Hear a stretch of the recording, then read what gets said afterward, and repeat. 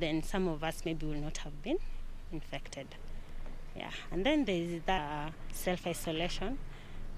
You're well, you feel you're okay, but then when you go back to work, they still feel you're infected. Then your work is also interfered with, because you can't work with people who think you're still infected, and you're going to infect them. So yeah, it's important they vaccinate. We are here today at German embassy to deliver to lobby the German government on TRIPS waiver. We really want to appreciate other G7 countries like US. The President Biden already pushed for the waiver, and also UK also followed suit. So we are here lobbying the German government to also follow suit in terms of TRIPS waiver, because that is the only way we are going to ensure at least the developing countries have equality to the COVID access.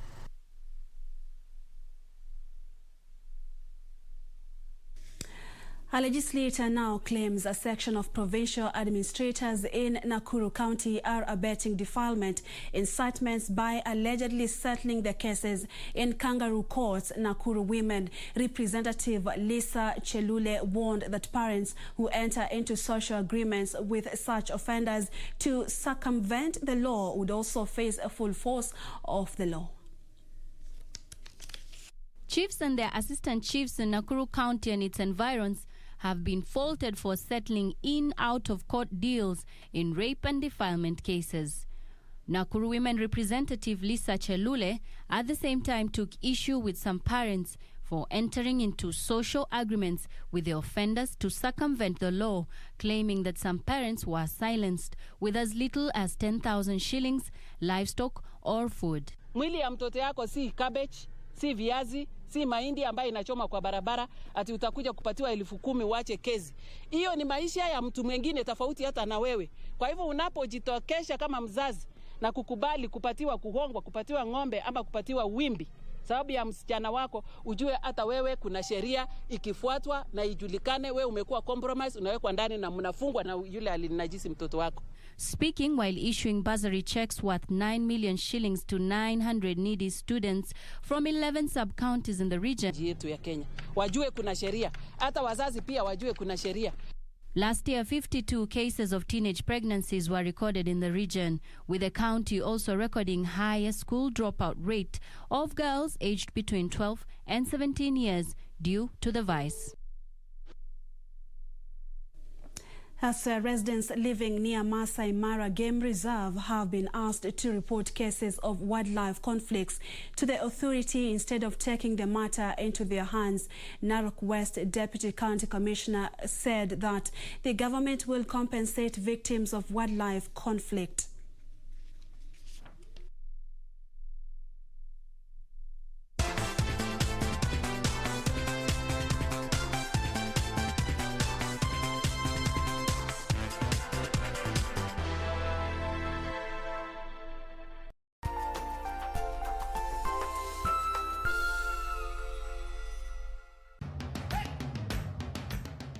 Bwana Motiso, pikipiki yako ndio hii. Uko shwani yangu. Hii pikipiki ni unakumbuka uniekelea the lowest unique bid yako ilikuwa ngapi? 18 shillings. Na unajua kuendesha hii gari? Kidogo. Haya, kitoko yako shika helmet, kifungu yako chomoka na mali yako. Kujiunga na QuickBid ni rahisi. Enda kwenye M-Pesa, bonyeza paybill kisha weka business number 4032353. Kwenye account weka kodi ya bidhaa unayotaka na bid yako ya chini zaidi. Kwa mfano TV 16. Kisha weka shilingi 20 tu kama idadi yako. Weka bid yako pia kwenye www.quickbid.co.ke. Kumbuka, bid ya chini zaidi ya kipekee ndio ununua. QuickBid, bidhaa bora kwa bei ya chini.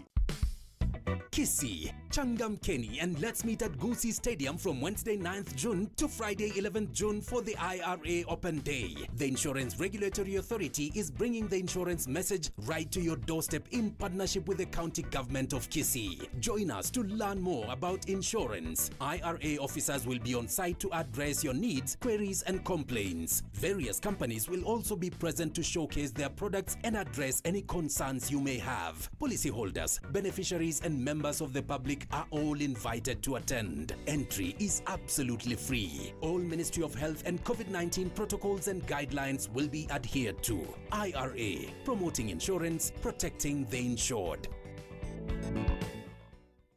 ordinary day, something extraordinary is about to happen.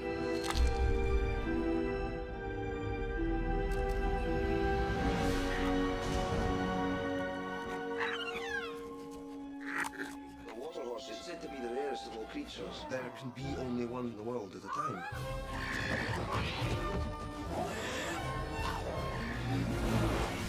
It's some creature with horns!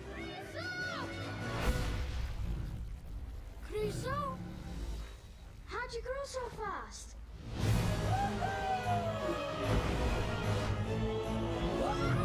Where's Angus? You wouldn't believe me if I told you. The water horse, legend of the deep. Sauti ya Kenya. Juu milimani na hata mabondeni, Radio Taifa inatamba kutamba. Sasa unaweza kupokea matangazo ya Radio Taifa loud and clear popote ulipo Western Kenya. Radio Taifa usisahau, unaweza ukatupata kupitia ukiwa Busia, Siaya, Vihiga, Mumias, Yala na maeneo yaliyoko karibu. Radio Taifa inapatikana kwenye 104.5 FM, na ukiwa Bungoma, Kakamega, Kiminini, Kipkaren na viunga vyake, pata vipindi na burudani safi kupitia 92.3 FM. Radio Taifa, sauti ya Mkenya.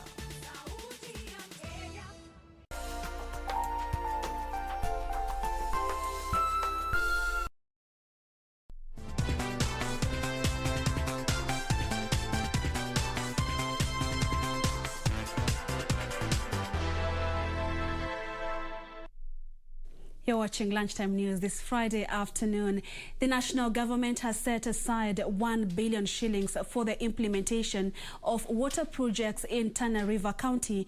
According to the Ministry of Water, the project aimed at drilling boreholes and installation of piped water will ensure that supply of fresh water to villages in the region's 3 sub-counties.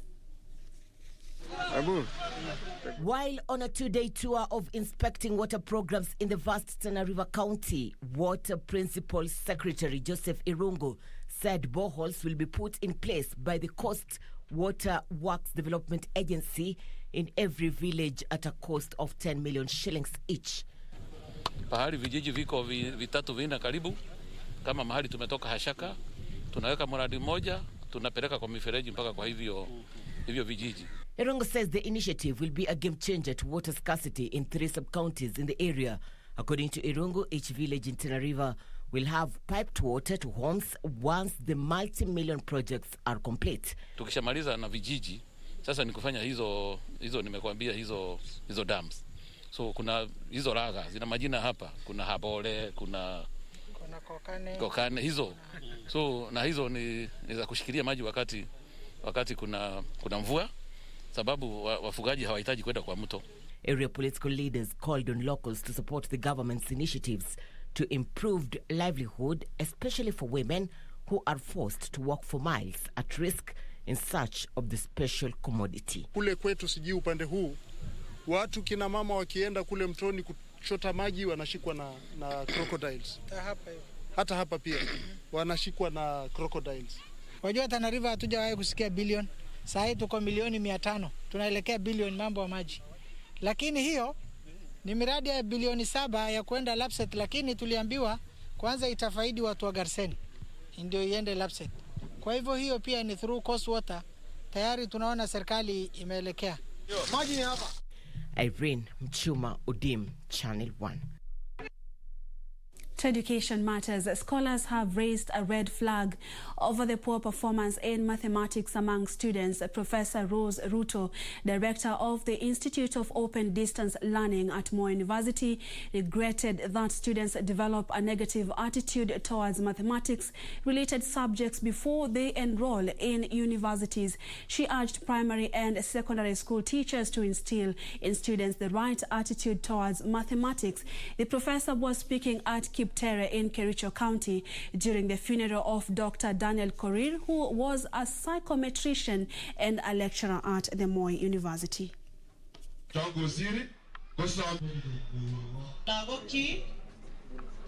Child in class 8, they have not even gone to high school. They have heard that physics as a subject is related to mathematics. And then, even before they enroll in Form 1, they are saying, mimi sitaweza physics. So you wonder where that attitude comes from.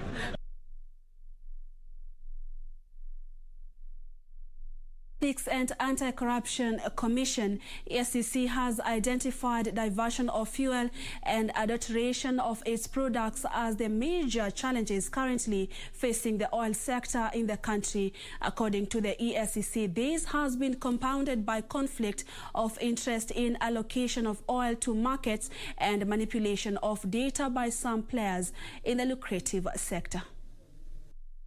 According to the Commission chairperson, Archbishop Eliud Obukala, oil and gas played a critical role in the country's economic growth. He, however, noted that there were malpractices that marred the sector, including irregular award of tenders, fictitious payment, and nepotism. And so when we go to Kenya Pipeline Company, we now look at areas where they can be prone to corruption. One of them is adulteration, of course, conflicts of interest, tendering, procurement. Speaking on a two-day training workshop for senior managers from Kenya Pipeline Company in Sewala Lodge in Naivasha, Wabukala was, however, quick to note that the Commission was working closely with KPC towards strengthening anti-corruption initiatives within the company. EACC has taken this as a very important exercise to sensitize the top management of the Kenya Pipeline Company so that they continue to do their work properly and continue contributing to the development of Kenya. On his part, the MD of KPC, Mashari Irungu, called on the Anti-Graft Commission to advise them on the areas they needed to change to reduce incidents of impromptu arrests. I think apart from just this session, maybe we organize a walk around that for these general managers to work, they need to be sharpened. A section of Pokot leaders has called on the church to be at the forefront in peace building through education in the insecurity-prone areas led by West Pokot Governor John Lonyangapuo. The leaders lauded the church for building schools and spearheading peace talks among different communities in the region. It's during the burial ceremony of the late Evangelical Lutheran Church of Kenya Bishop Samson Lokipuna at Murkwijit, West Pokot County area that the leaders noted that the peace being experienced along the Turkana and West Pokot border was through the church leaders. The late bishop was among the first clergy within the region that saw the start of several schools and churches within the county.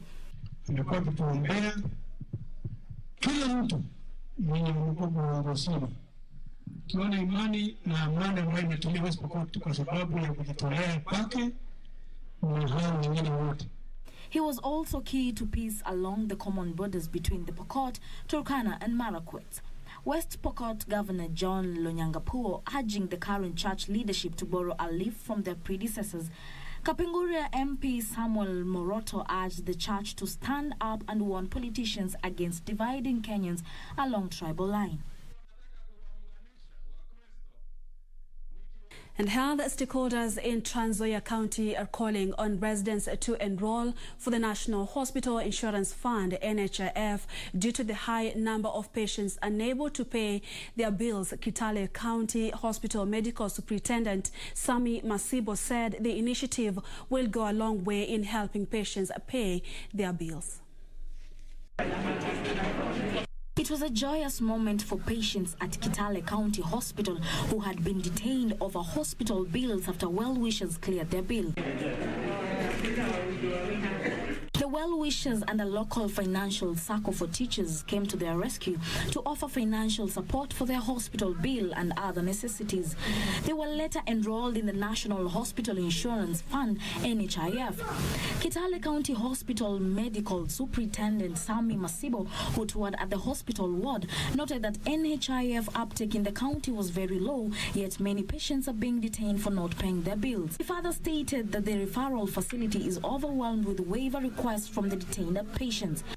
The circle has also given us support in terms of NHIF payments for up to 20 patients.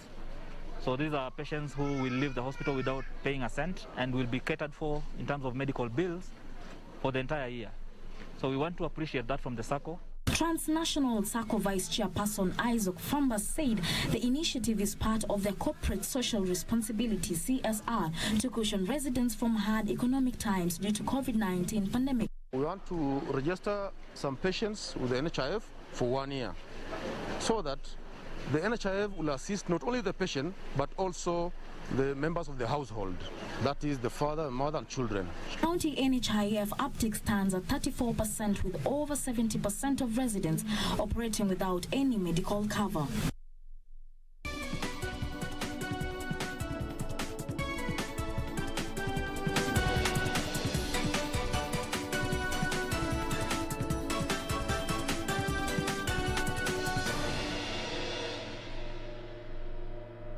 Now time for business news. The 3.66 trillion shillings budget unveiled yesterday by National Treasury Cabinet Secretary Ambassador Ukur Yatani has been received with mixed reactions from members of the public. There are those who have lauded the budget for allocating cash for development projects, and there are those who feel the financing the budget is a key concern. Our reporter Grace Mweni sampled the views, and this is what some Kenyans had to say. Today's budget, I want to comment by saying to CS Ukur Yatani that it was a very excellent budget for 2021, though we had a lot of challenges about COVID-19, but we believe there will be goodwill for implementation of this 2021-2022 budget. Maoni yangu ni tofauti na wengine vile wanavyoona, kwa sababu ukiangalia miaka hapo nyuma kama ni vitu kama barabara, vitu kama hizo port zilikuwa bado hazijapanuliwa. Sasa kulingana na mimi naweza sema kwamba bajeti vile inavyoendelea ndio nchi nayo inaenda ikiinuka. Endapo tuko na janga la COVID, hiyo naye pia imetufinya. Sisi kama mwananchi wa kawaida tunaona ya kwamba tunaumizwa na hii mzigo iliyowekwa inaenda kuumiza sisi. I want to challenge now the county governments when they will be also having their own budget. We want to adopt, I want them to adopt that budget of the national government, especially in terms of education, because today's lion's share was, the education was part of it. Zinaenda juu na mapato pia mezidi yako pale haendi juu, basi ni kuwasihi wa Kenya basi kuendelea na maisha hivyo, lakini zaidi ya hayo ni kuelekeza serikali iweze kuangalia masuala hayo, kwa sababu wakati unaweka budget juu na kuongeza kila kitu juu na hauwezi kuongezea watu mshahara, serikali haiongezi mshahara, private sector haiongezi mshahara, basi ni kuhakikisha kwamba ni kuvumilia, lakini pia ni kuweka ombi sisi kama viongozi kwa serikali iweze kutulia. Re-engineering of Postal Corporation of Kenya operations through a rapid adoption of technology will help shore up the fortunes of the corporation. This is according to the Ministry of ICT Chief Administrative Secretary Nadia Ahmed Abdallah, who says Postal's success is highly dependent on the parastatal's ability to respond to fast-changing consumer needs and adapting to new technologies. Here are the details of this and other stories in our corporate briefs. In a digitalized economy where mail volumes have dipped, Posta has developed new groundbreaking products that complement its core mandate of delivering financial payment, communication, and distribution solutions to its customers.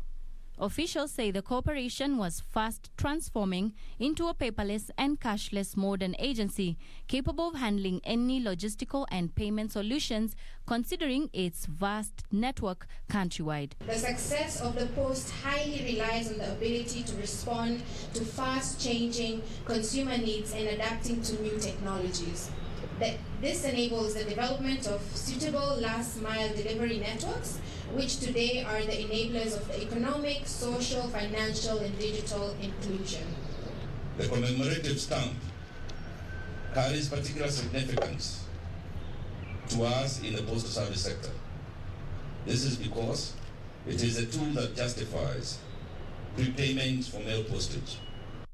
Meanwhile, the Kenya National Chamber of Commerce and Industry in collaboration with Kenya Export Promotion and Branding Agency, Center for International Private Enterprise, LAPSET, and Turkana County Government have held a Turkana Public-Private Dialogue Forum in Nairobi on expounding market access for Turkana private sector.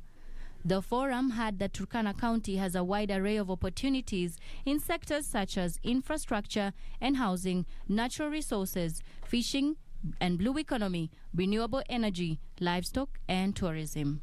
When you support SMEs, growth comes from below, and this becomes meaningful growth. Why? Because SMEs will spend their money in the county. As a county chamber, we can attest to the values of that partnership, which has given us support through creation to ensure that whatever the traders are doing is the right way. Finally, KenGen has started installing a steam turbine into the Okaria power plant. KenGen's managing director, Rebecca Miano, said the turbine is the largest single unit of turbine with a capacity of 83.3 megawatts installed in any of their power plants.